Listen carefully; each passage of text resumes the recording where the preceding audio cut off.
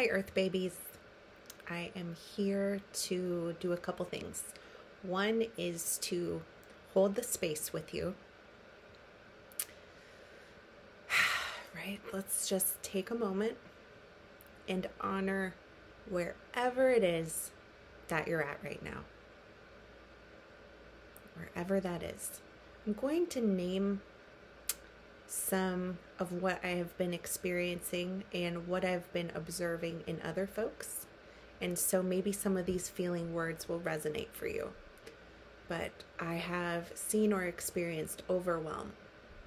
I have seen or experienced struggle. I have seen or experienced discouragement. I have seen or experienced disappointment. I've seen or experienced confusion. I have seen or experienced disruption. I've seen or experienced disappointment. And I have seen or experienced deep and intense bouts of sadness and grief. There's sadness and grief in so many ways right now. And I think that sadness and grief are actually at the core of a lot of these other experiences that we're having, because we are grieving selves that we may not even fully remember right now, but selves before the pandemic. No matter where you are on the spectrum of folks and how folks have been responding to this pandemic, from the, I'm not going to name the different ways that people are showing up right now, but I'm not just speaking to one group of people holding one perspective. I'm speaking to the wild and varied responses and struggles that we have had since early 2020 and that we are still having. And I'm holding space with you. And I hope that you'll hold space for me, because things haven't been easy for me either. And those of you who are willing and able to reciprocate, I thank you kindly. Asking for help isn't easy, but I do ask that you can help and reciprocate if you are able. And I'd also like to add that I trust you, and that I trust if you are not able to hold space, if you're not able to reciprocate, that you will say no. This conversation that we're having is, perhaps you could experience it as one-sided, but in some ways our energy is exchanging as you watch this. And so I want to give you an invitation, a cue to say no if no is where you're at right now. Because a part of this practice, part of this wild experience that we're having, is learning how to show up in community in ways that don't create harm. And let's at least agree that we don't want to create more harm than we create good. Sit with that. Don't mind my Capricorn rising coming in here advising. The advice is here and it's valid, it's coming through and it wants to be shared. But also I want to be human with you. And I want to share with you. I want to receive from you when it makes sense. And I want to trust you. And I want to open up the possibility of trust with you and the folks in our community. I was sharing in the Instagram stories recently about the new moon in Capricorn. And we are 2 days post new moon in Capricorn at this time. But the messages are still really relevant, and it feels to me even more important to highlight something that I brought up, which is this idea of embracing our limitations and really living. Let's even say, this might sound annoying right now, because many of you I know have been extremely inconvenienced or are in the midst of a struggle that is quite powerful, and you don't have a lot of choices in the moment. And I feel you. But the encouragement that's coming through the celestial bodies right now and where they are positioned, with so many planetary bodies in Saturn-ruled signs, as Cameron pointed out, And I shared one of the slides from his post in my stories earlier today. Read about this Saturn rulership and how it impacts us. One way I'm exploring it and really feeling it resonant in my personal life is these limitations that I am experiencing. The limitations of my physical body, for instance, are real. The limitations of my bank account are real as well. We have all sorts of limitations and obligations which limit us. And acting like we don't is a disservice. This fake positivity and the illness that is the law of attraction, for instance. When the law of attraction goes unchecked and doesn't take into consideration real life limitations, it is poisonous. For me, it just doesn't work. It's not real. That's a dream. That's a dream. Making yourself a vibrational match to your dreams is something that is possible, but you won't even be able to hold the vibration if it's going against, let's see, how do I phrase this? If you can't actually hold that vibration because your foundation is shoddy, then you're not going to be able to sustain this vibrational match that you want to become to achieve your goals. Embracing one's limitations and obligations is critical to success right now. And by success, I don't necessarily mean the success of your empire.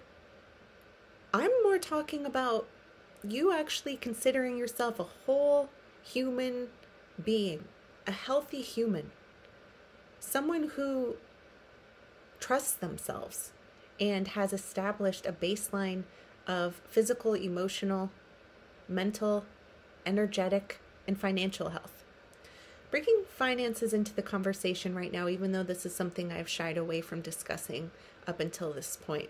And part of why I've shied away from it is because of this sort of manifesting dialogue that takes place around the law of attraction and The Secret. And I know that material wealth is not the most important to me, but I am beginning to really understand that I haven't been holding space enough for the importance of financial stability and financial health. And I haven't been discussing it with you. I've been acting like it's something that doesn't require a lot of focus, and that's just simply not true. So I'm bringing financial health into the conversation as well. And I consider myself successful so far on this, the 4th day of January in 2022, because I have been showing up as a mother and a friend and as an advocate for my own wellness. I hope that you can too. I hope that you can embrace your limitations, and I hope that you can show up to live your best life. This is the annoying thing I was going to say. Live your best life within your limitations and while embracing what your limitations actually are. Okay, and here's another thing, because this gets tricky, because sometimes you think that other folks' projected limitations and obligations, these things that have been projected onto you, are yours, but they're not necessarily. You don't necessarily need to go to your mother-in-law's house for some gathering, all right? Especially if you're not feeling comfortable with the way that the variant has been spreading. If you feel like you need to be home taking care of your family, or just like cleaning your bathroom, or streaming something on Netflix, and you just need to be alone, or you just need to be with your babies or your partner or your dog, that is totally okay. And so I hope you get the distinction. It's not the limitations and obligations that others have projected onto you. I'm talking about embracing the real life, authentic limitations of you as it pertains to what's important to you. So if let's just play a game here, that my emotional health is important to me. My emotional health is important to me, and right now I'm in a phase of intense healing and deep healing, I'm saying no to attending extended family gatherings. And my embracing of my own limitation is that I know that right now I don't have the emotional bandwidth to engage with certain players in my family. And that doesn't mean that there's anything wrong with those folks or that they need to be different. It's accepting that I can't handle it right now. I'm not willing to perform my old familial role, how my family members experienced me in the past, and I'm not yet ready to be myself with them. And so I'm out for now, just for now. I may revisit, I most likely will, but text communication is the most that I can handle with extended family at this time. So that's a limitation, but it's not like, because you may be tempted to do it like this. Oh, I wish I could stay home and rest, but I'm embracing my limitation of having to go to this get together at my aunt's house. That's not what I mean. I hope you get what I mean. Thank you for watching this. Let's just see if there's any celestial information that wants to be discussed here as I look down at my phone. Okay, so here I had noted, again, you are supported to take responsibility for your wellness, financial, emotional, mental, and physical. You're encouraged to take ultimate responsibility for what and who you choose to nurture, and remembering that you do have a choice. If you are a workaholic, please understand you are nurturing your work life and you are choosing to do that. You probably have reasons why you think you have to, but find the choice in the matter. The choice is there. Empowerment is possible when you can find the choice.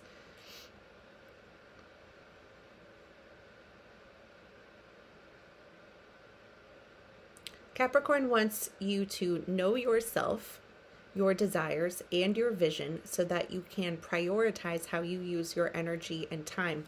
And you can see it. Since I posted this, so many important people in my life have had experiences that very quickly shift how they're going to be focusing their energy. And multiple people I can think of who have been put in the position to take time off work, even though they've already taken all the time off that they were supposed to. They've used up whatever they had accrued. And they've been forced into the position of taking off work. There's no way that they can avoid it. And their focus has been shifted for them. So I hope that you can do what you can to shift your priorities, and ideally there won't be some kind of urgent scenario that adjusts them for you. I have had to adjust my priorities even since writing this. Okay, I wrote this down. You can look at this from the perspective of the entire year, week, day, or your 60-minute lunch break, or let's say maybe the 60 minutes that you have kid-free. Identify what you want, need, then feel into what's a priority and structure time to attend to high priorities first. A time budget is similar to a financial budget. A note here about the law of attraction and The Secret, and those who are fans of this: leaning hard into optimism and pretending like you have unlimited time and unlimited energetic resources, then blaming yourself for being imperfect or undeserving when you inevitably burn out. So when we get into the trap of the law of attraction and The Secret, what begins to happen when life goes wrong and your child picks up a virus, or your child gets injured, or you yourself pick up a virus or get injured, is that then you can't accomplish the thing that you had set out for, and you find a reason that will explain why this got fucked up. And when you're subscribed to this law of attraction mentality alone, then you miss out, and you miss out on the reality, and you end up thinking that there's something wrong with you, or that you did something wrong. And that's not true. You're not wrong. You're human. And you will have fallible human experiences for your entire life. We're weak sometimes. We're messy sometimes. We are contagious sometimes. And that's just a part of our lived experience. Okay, now, just gotta get real about my own self and what I had hoped to do, which was to open astrology salons and hold space for people in real time so that we could communicate as a community. And that is definitely something that I am going to do, and I'm going to try my best to get it set up for February. But I want to recognize that it may not be possible for me, and I'm not going to be announcing any hard dates or events until I feel more secure because of a couple things going on in my personal life. So I'm going to set up the structure, build it using this Capricorn energy to have it in place for the future. And I'm hoping it's for that full moon that is in Leo. It feels like a really fun time to show up in community would be with the Leo full moon in February. So please stay tuned for that. Also, the astrological forecast I was hoping to do with a group, but now I'm wondering if I might just record it and type it up and have that accessible for you so that you could do planning. And then in the salon with the full moon, you could ask questions about how that applies and how you can incorporate the knowledge into planning. So I think that's what's up for me. I will, of course, let you know if I'm able to move faster and get things lined up just right, faster than I predicted, but that's where I'm at for now. And thanks for listening. I hope that you're doing well, and I hope that you are showing up for yourself.